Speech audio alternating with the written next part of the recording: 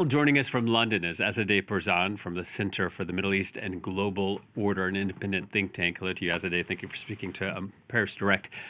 Can you help us have a clear idea of the reality on the ground, from casualties to unrest and all these unverified claims circulating online that some cities have fallen? Yes, thank you for having me on your show. To be honest, it's very difficult to claim to have a very clear idea, even as an Iranian expert following the situation closely. As you and your audiences may know, the internet has been entirely shut down or almost entirely shut down. And so Iran is in a blackout. Most people can't even reach their own family members, let alone beyond. So it's very little that can be verified in a situation of extreme repression on the ground, chaos, and also lack of communications because of the internet situation. But from what we hear and we understand and we follow from whatever footage that comes from within the country, the repression is quite serious, quite severe, but on the rise. So increasing repression on the streets. As you mentioned the numbers, so I'm not going to repeat, but those numbers are really truly estimates. It's very difficult to know how many more people are killed, how many people are injured, and to what degree, and how many are detained. There are signals and signs that the authorities are sort of gathering power in order to begin their usual tactic of using executions as an intimidation technique.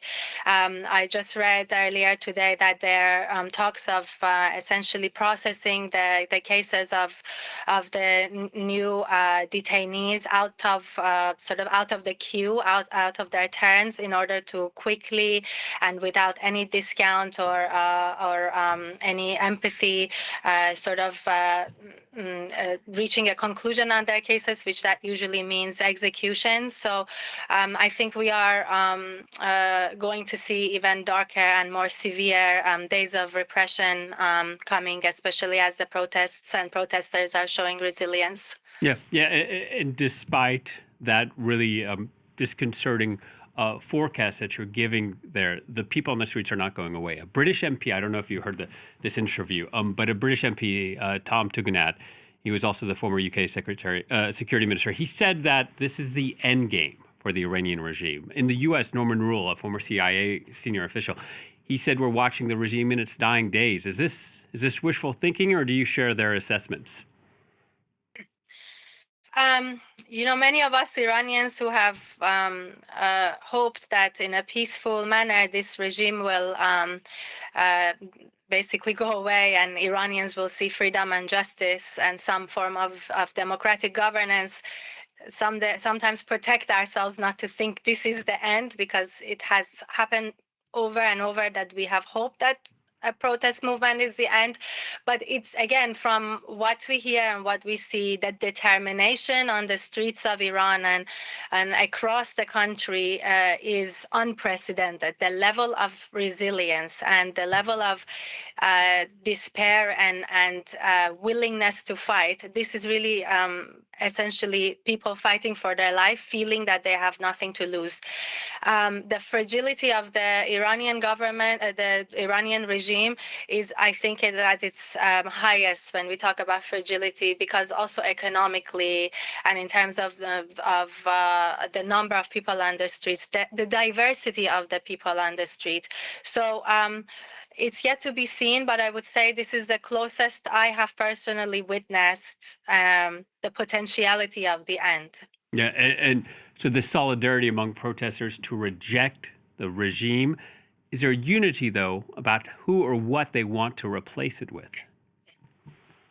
I think in these waves of protest, as your coverage also mentioned, slogans such as "Long Live the King," they're quite prominent when you listen to the slogans. I think that, again, from what I see and what I hear and what I read and talk to people, there the feeling that they just do not want to, the people don't want to have to wait another few years and come back to the streets, get killed, and say the same things. They do not want to go back home, accept defeat, and have to turn on their TVs and see these ayatollahs again and again, generation after generation again. So the feeling that they are fed up, this is it, and they want this to end is clear, as a clear message.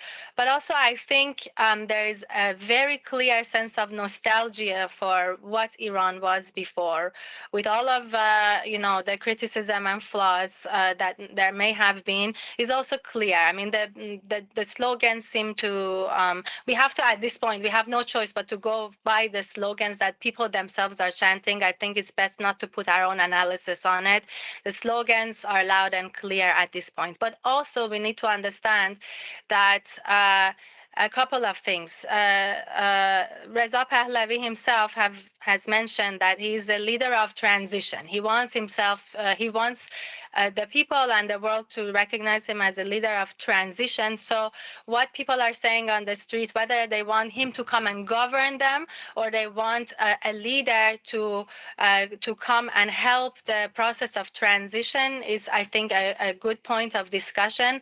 I would say at this point, it seems to me that there needs to be a transition should the regime falls, and from the slogans, we can conclude that it's a dominant demand that his leadership is basically what they are calling for, and the rest yet to be seen. At the same time, we have many grassroots leaders, women, men, and others in prisons and or at home, unable or restricted to make any statements, to have any say, to be able to speak to their own communities. So we need to also take this into consideration.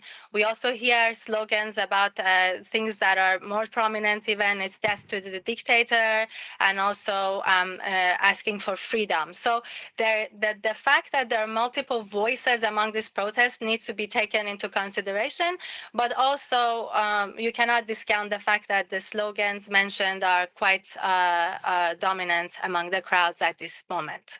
Two final questions, and real quickly, if you could. Is there anything symbolic, a sort of tipping point you'd be keeping your eye out for to see if the people really do gain the upper hand in these protests? And also, if the supreme leader is to be toppled, do you think it would be a violent, bloody fight until the end, or do you think he might perhaps try to flee the country in the cover of night?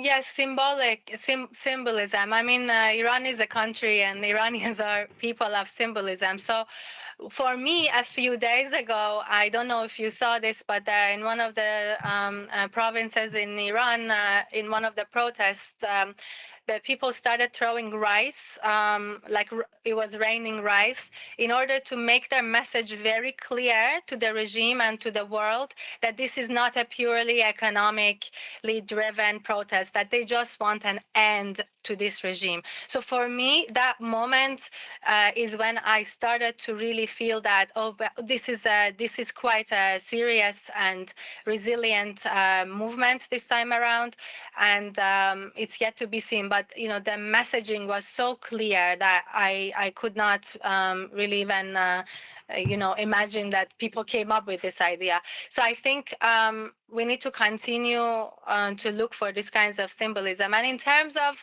the end, again, I am a generation that was born after the after the revolution and the establishment of the Islamic Republic.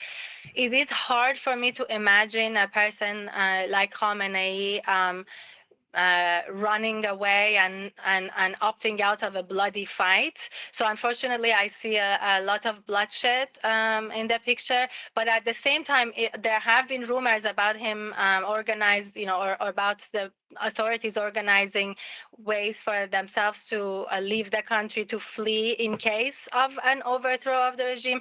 So I think if he flees, that means really he has seen the end.